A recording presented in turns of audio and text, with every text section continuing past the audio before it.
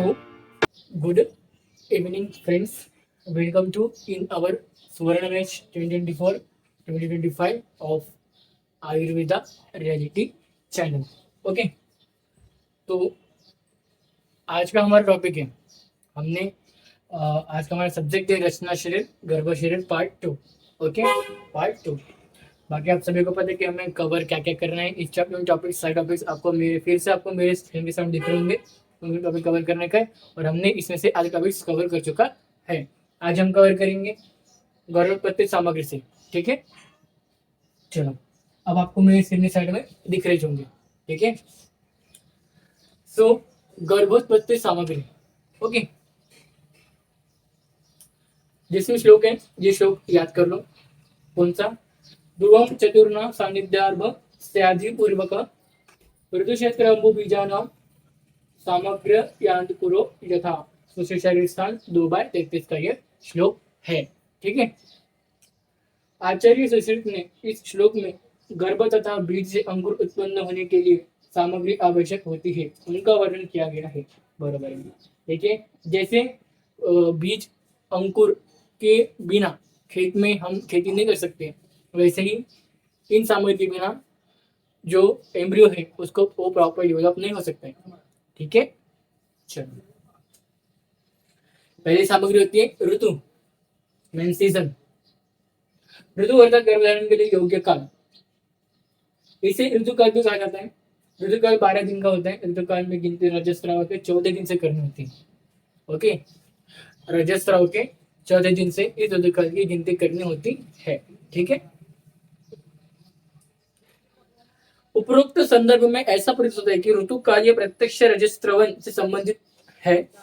ठीक है, जिस प्रकार अंकुर उत्पन्न होने वाली केवल बरसात में ही ऋतु की बारिश की आवश्यकता भी होती है, उसी प्रकार गर्भोत्पत्ति के लिए ऋतुकाल में रजस्राव, उसके बाद स्त्री बीज का परिपक्व होना भी आवश्यक होता है. सिर्फ रजस्राव होने से वो बीज प्रॉपरली डेवलप नहीं होगा.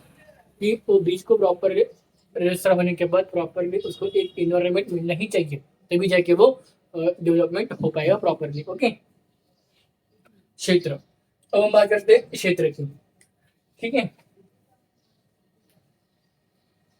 क्षेत्र जिस प्रकार बीज के अंकुरित तथा उसकी अच्छी तरह से वृद्धि होने के क्षेत्र अर्थात भूमि की आवश्यकता होती है, गर्भ की उत्पत्ति के लिए से प्रॉपर एक ओवरी की आवश्यकता होती है. ठीक है, अब क्षेत्र में आते हैं गर्भाशय, बीजवादी, डिंबग्रंथि और योनि. ठीक है, गर्भाशय मीन्स यूट्रस, जो रोहित मत्स्यमुखी नामक मछली के मुख के समान इसका आकार होता है. बीजवादी मीन्स फैलोपियन ट्यूब, ये गर्भाशय के दोनों और एक मांस निर्मित क्या है, नलिकाएं है. डिंब ग्रंथि और ये गर्भाशय के दोनों और अंडे के आकार की ग्रंथियां है. योनि गर्भाशय ग्रीवा का बाह्यमूल योनि में खुलता है. फिर अंबु, जिस प्रकार अंकुर को जल की आवश्यकता होती है, वैसे गर्भाशय को भी आहार की आवश्यकता होती है, जिसमें आते बीज और पुरुष बीज और स्त्री बीज. पुरुष बीज कौन सा है? शुक्र, जिसका श्लोक है तथा. ये श्लोकों को याद करना है, मतलब याद करना है. इसका मैंने एक्सप्लेनेशन लास्ट लेक्चर बताया है. ठीक है, स्त्री बीज आर्तव सशस्त्र प्रतिबंध, इसका मैंने एक्सप्लेनेशन बताया. ये श्लोक आपको याद करना ही है. नेक्स्ट टॉपिक है हमारा गर्भकर भाव या गर्भ उत्पादक भाव. गर्भ उत्पादक भाव या गर्भकर भाव. ठीक है, इसमें पहला भाव है मातृज भाव. इसका श्लोक करो, इसका सुश्री श्लोक रट्टा मार लो. कौन सा? मानसून मेरा मज्जा आने आकृतिया अंतर्भूत प्रभुत आणि मृदनी मातृजनी. ठीक है, ओके ना. बाकी आपको चार के अनुसार जो भाव बताया वो लिखने का चाहिए, और सुश्री के अनुसार भी सेम. पितृ भाव में भी आपको चार शायर संघ का श्लोक याद कर लूंगी अच्छे से. बाकी भाव में इंद्राणी ज्ञान विज्ञान मायु सुकल कादिंग चत्मजनी का नाम. देखो, इसमें आपको बस रट्टा मारना है गर्भ उत्पादक भाव में. ठीक है, जो श्लोक कर लिया हो उस श्लोक से तो लिख लूंगी, लेकिन जो रट्टा मारे तो रट्टा मारना पड़ेगा. ठीक है, ऐसे सातवां भाव है सरसज सातवां. ठीक है, अब हम देखेंगे गर्भ वृद्धि का भाव, जहां से एक एलिक्यू बनने के चांसेस है. गर्भ वृद्धि का भाव देखो, एलिक्यू बनने के चांसेस भाषा से गर्भ वृद्धि का गर्भपोषण और गर्भवृद्धि का भाव, ये तीन टॉपिक है जहाँ से इलेक्टिव बन सकते जहाँ से ये 3 तरह के क्वेश्चन आपको इजीली लिख सकते हैं एलएक्यू में। ठीक है, गर्भ वृद्धि कर, गर्भ पोषण और मासानुवासिक गर्भ वृद्धि क्रम। ठीक है, और बीज बीज भाग अवयव, ये भी एलएक्यू आपको लिख सकते हैं किसमें, एलएक्यू में। ये 4 क्वेश्चन पे थे, ये 4 एलएक्यू में से आपको एक एलएक्यू अपने एग्जाम में रहेगा। ठीक है, बाकी के टॉपिक ऐसे लिखेंगे, वो भी कौन से बताऊंगा मैं जब अभी इसके लास्ट में यही बताने का है एलएक्यू कौन कौन से बन सकते हैं। ठीक है, सो गर्भ वृद्धि कर भाव क्या बोल रहे हैं, पंचमहाभूत त्रिगुण पंच इंद्रिय और आत्मा के भाव गर्भ की वृद्धि करते हैं। गर्भ की वृद्धि 2 भावों से होती है, माता का आहार रस और वायु के द्वारा। ठीक है, नाभि के समीप जाठराग्नि का स्थान होता है, उस अग्नि को वायु प्रदीप करता है। जाठराग्नि की ऊष्मा के सहयोग से वायु गर्भ के शरीर में ऊर्ध्व अधः तिर्यक ऐसे विभिन्न स्रोतों की उत्पत्ति करता है। देखो क्या बोला है, अब गर्भ पंचमहाभूत से तो बना है, ये आप सभी को पता है, त्रिगुण से बना है, पंच इंद्रियों से बना है। ठीक है, गर्भ की वृद्धि करेगा ही वो। ठीक है, और जो गर्भ की वृद्धि होती है वो 2 भाव से होती है। ओके, दैट इज एक उष्म भाव और एक वायु। ठीक है, ठीक है ना। अब ये 4 पॉइंट आपको रट्टा मारना पड़ेंगे कौन से, मातृ यदि गर्भोत्पादक 6 भाव का दोष रहित तथा संपन्न होता है। दूसरा पॉइंट, माता के अमृत के द्वारा समय निर्वाह। और तीसरा पॉइंट, माता के रसोई धमनियों द्वारा उपलब्ध उपस्वेदन काल का परिणाम और स्वभाव संसिद्धि। ये आपको रट्टा मार देना जैसे वैसा। ठीक है, और यही 5 पॉइंट को आपको सेपरेट एक्सप्लेन भी करने का है अपने वर्ड्स में। ठीक है, नेक्स्ट हम बात करेंगे गर्भपोषण की। गर्भपोषण जो एलएक्यू बनने के चांसेस 90% है। ठीक है, सबसे पहले देखो, गर्भ का पोषण माता के आहार रस से होता है। ठीक है, यह 2 प्रकार से होता है, पहले 3 महीने उपस्नेह से और दूसरे तीसरे बाद के 3 महीने उपरांत नाभि नाड़ी के द्वारा होता है। ठीक है, पहले 3 महीने में गर्भ का पोषण कैसे होगा, देखो शो करी जरूरत देखिए।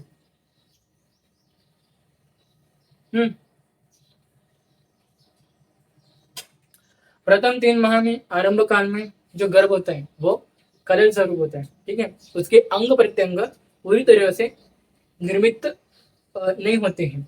ऐसे समय में गर्भिणी के संपूर्ण शरीर अवयवों में संचार करने वाली और तिर्यक जाने वाली रसवाही धमनियों के सानिध्य से मिलने वाले स्नेहांश द्वारा उपस्नेहन न्याय से गर्भ का पोषण होता है।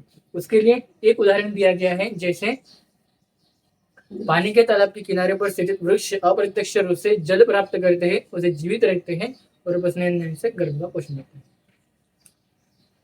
इसी समझ गए, आप तो समझ गए होंगे, उधर भी दीजिए समझा लेकिन।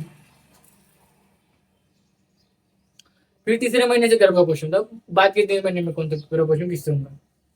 तीसरे महीने के बाद से अंग प्रत्यंग का निर्माण हो जाता है, तो अल्प मात्रा में लोमकूप द्वारा उपस्नेहन से होता है, फिर बाद में नाभि नाड़ी का निर्माण हो जाता है, तो वहां से होता है। ठीक है, गर्भ नाभि नाड़ी से। ओके, तो लिखेंगे मीन्स प्लासेंटा फॉर्मेशन इज अपरा निर्माण। ओके, अपरा निर्माण व्याख्या क्या बोलते हैं अपने निर्माण की, गर्भधारण की कालावधि में गर्भ की स्थिति, पोषण और वृद्धि आदि आवश्यक क्रिया जो इसके द्वारा कार्यवंती होती है उसे अवयव क्या बोलते हैं, अपरा कहते हैं। ठीक है, अवयव अपरा मीन्स प्लासेंटा। ओके, निर्माण स्त्री गर्भ अवस्था में होती है, अर्थात गर्भधारणा होने पर आर्तव स्रोत गर्भ के कारण अवरुद्ध होता है। इस कारणवश गृहित गर्भ अवस्था में आर्तव स्राव नहीं होता है। ठीक है, क्योंकि वह आर्तव नीचे न होकर ऊर्ध्वगामी होता है, वो आर्तव नीचे न होकर वो ऊपर की ओर जाता है जब गर्भधारण होता है। तो गर्भधारण के समय जो आर्तव जो बाहर निकलता है गर्भधारण होने के पहले, अब वो गर्भधारण के वक्त वो आर्तव वापस से ऊपर चल जाता है, नीचे की ओर ना आने। कार्य गर्भनाभि नाड़ी गर्भनाभि से निकलकर अपरा से संलग्न होती है और अपरा गर्भाशय संलग्न होती है। अपरा अप्रत्यक्ष रूप से माता के हृदय संलग्न होती है। माता का आहार रस मातृ हृदय से निकलकर अपरा द्वारा गर्भनाभि नाड़ी में तदनंतर गर्भ के शरीर में पहुंचा जाता है। इस प्रकार अपरा द्वारा आहार रस के सत्वांश का गर्भ के पोषण से वृद्धि होती है। ठीक है, क्या बोले, पहले गर्भनाभि नाड़ी गर्भ से निकलकर गर्भनाभि से निकलकर अपरा संलग्न करेगी और जो अपरा है गर्भ और अप्रत्यक्ष रूप से जो गर्भाशय वो हृदय से जुड़ा हुआ होता है। ठीक है, माता के।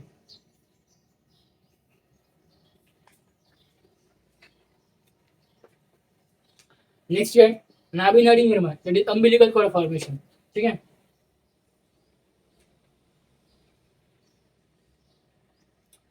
इसमें क्या बोलते हैं देखो, गर्भ की नाभि से संबंधित नाड़ी को गर्भ नाड़ी कहते हैं, ये आपको देखो पता है। निर्माण क्या है कि पहले 3 महीने में गर्भ जो कदल अर्थात स्वरूप होता है, फिर उस काल में जो पोषण होता है उसने ऐसे, लेकिन गर्भ जैसे विकसित होते जाता है आगे चलते चलते, वैसे ही जो अंगवर्तक निर्माण होता है उस काल में तो अधिक मात्रा में पोषण की आवश्यकता होती है। अतः कि अपरा और गर्भनाभि नाड़ी का निर्माण होता है। फिर कार्य क्या है, गर्भनाभि नाड़ी अपरा से संलग्न होती है तो अपरा से गर्भ परिणाम स्वरूप अपरा से मातृ से संलग्न करती है।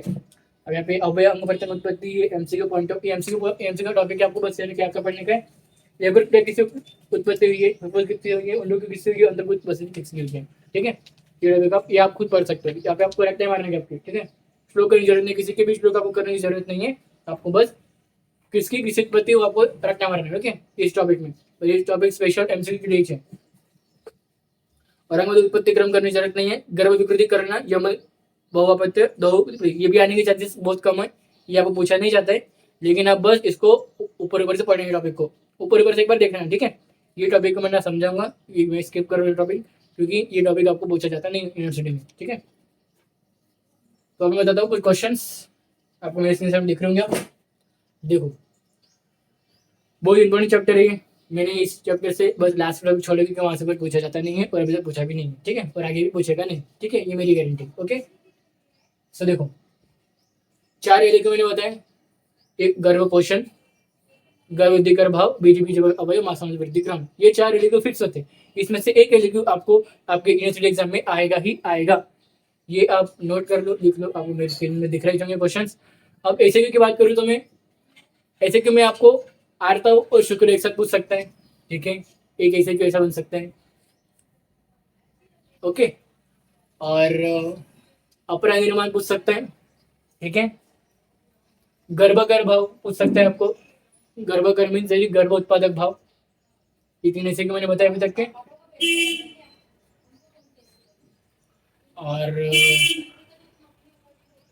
और क्या है, नामिनरी फॉर्मेशन, ये 4 ऐसे क्यों, ये 4 ऐसे क्यों और 4 एलिक मैंने बता दिया, यही से आपको क्वेश्चन आएंगे।